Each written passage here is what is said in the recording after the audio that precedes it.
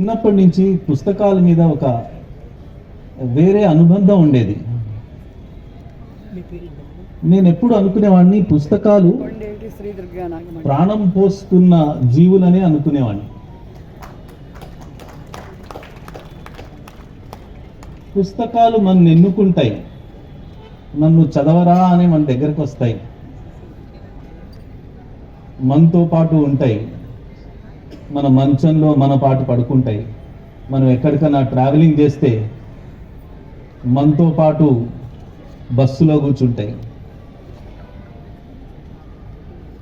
మనం అనుకుంటాం మనం దాన్ని ప్రేమిస్తాం అని చెప్పి అనుకుంటున్నాం. నేను కొన్ని పుస్తకాలంటే ఒళ్ళు దగ్గర పెట్టుకొని ఉంటాను. అట్లాంటి అనుబంధం నాకు పుస్తకాల మీద. నేను ఎప్పుడు పుస్తకాలను ఒక లైవ్ బీయింగ్ లానే చూసేవాడిని.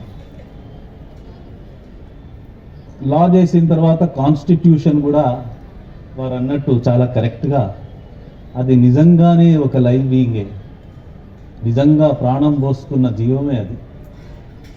పుస్తకాలు మనందరి మధ్యలోనే పెరుగుతాయి, కొన్ని తొందరగా చచ్చిపోతాయి, కొన్ని చాలా ఆయుష్ పోసుకొని ఉంటాయి, కొన్ని నవ్విస్తాయి, కొన్ని సీరియస్గా ఉంటాయి. కాన్స్టిట్యూషన్ నేను ఇంటర్ప్రిటేషన్ చేస్తున్నప్పుడు, జడ్జిమెంట్స్ డిసైడ్ చేస్తున్నప్పుడు చదువుతుంటుంటేనే ఒళ్ళు పలుకరిస్తుంటుంది కొన్ని దాని లోపల ఉన్న అక్షరాలు చూసి. కాన్స్టిట్యూషన్లో ముఖ్యంగా 3 వాల్యూస్ ఉన్నాయి. ఒకటి ఫ్రీడము, ఇంకొకటి ఈక్వాలిటీ, ఇంకోటి ఫ్రెటర్నిటీ అని. అంటే స్వేచ్ఛ, సమానత్వం. ఫ్రెటర్నిటీ అంటాం కానీ దానికి తెలుగులో మంచి పదం ఉంది, బంధుత్వం అని చెప్పని అనొచ్చు. బంధుత్వం అంటే భాష కూడా ఒక బంధుత్వమే. బాంధవ్యం వస్తుంది భాష. అందరికీ తెలిసింది తెలుగు భాష అయితే మనందరం బంధించిపోయాం తెలుగు భాషతోటి, అది మన బంధుత్వం. అలా ఒక్కొక్క అక్షరం నుంచి ఒక్కొక్క ఆలోచన, ఒక్కొక్క ఐడియా పుడుతూ ఉంటాయి పుస్తకాలలో. అది గొప్పతనం, అది రకరకాల స్పర్శిస్తుంది. 36 సంవత్సరాల నుంచి వీళ్ళు పబ్లికేషన్ వీళ్ళు బుక్ ఫెస్టివల్ చేస్తున్నారు అంటే నేను నిజంగా ఆశ్చర్యపోయాను. 36 సంవత్సరాలు అంటే చిన్న విషయం కాదు. అది అందరం అదొక విషయం అది. కానీ ఇంతమంది ఇక్కడ ఈ ఫెస్టివల్కి రావటం కూడా నాకు నిజంగా సర్ప్రైజింగ్గా ఉంది.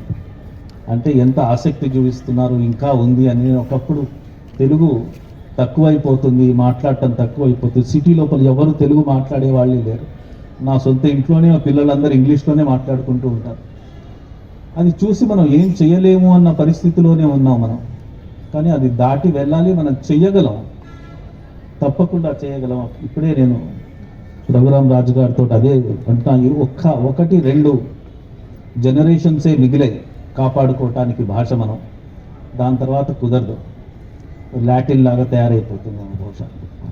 ఆ బాధ్యత మనందరికీ ఉంది. ఇలాంటి బుక్ ఫెస్టివల్స్ కండక్ట్ చేయటం చాలా చాలా ముఖ్యం.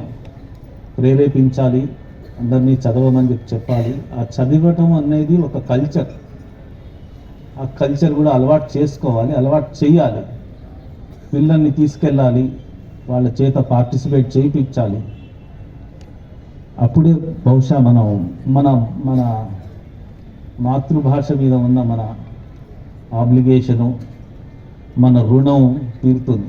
లేకపోతే ఈ జీవితంలో ఆ రుణం తీర్చుకోకుండా చచ్చిపోయిన వాళ్ళం అవుతామని నా భావన. పుస్తకాల లోపల కూడా, పుస్తకాల పబ్లికేషన్స్లో కూడా అదొక రకరకాల లోకాలు ఉన్నట్టు, రకరకాల ప్రపంచాలు ఉన్నట్టు, ఐడియాస్ మీద ఒక పెద్ద లోకం అది. దాని తర్వాత రైటర్స్తో ఒక లోకం, దాని తర్వాత పబ్లిషర్తో ఒక లోకం, ఇంకా మార్కెటింగ్ వాళ్ళది, ఇంకా బుక్ ఫెస్టివల్స్ ఆర్గనైజ్ చేసే వాళ్ళది. ఇవన్నీ రకరకాల లోకాలు. వాళ్ళలో కిరీటం పెట్టుకొని కూర్చున్నారు వారు. 36 సంవత్సరాల నుంచి బుక్ ఫెస్టివల్ చేస్తున్నారు. ఆయన్ని నిజంగా కంగ్రాచులేట్ చేయాలి. మీ అందరి తరఫున కూడా నేను కంగ్రాచులేట్ చేస్తున్నాను. ఈ అవకాశం ఇచ్చిన కృష్ణారావు గారికి ధన్యవాదాలు. Thank you very much.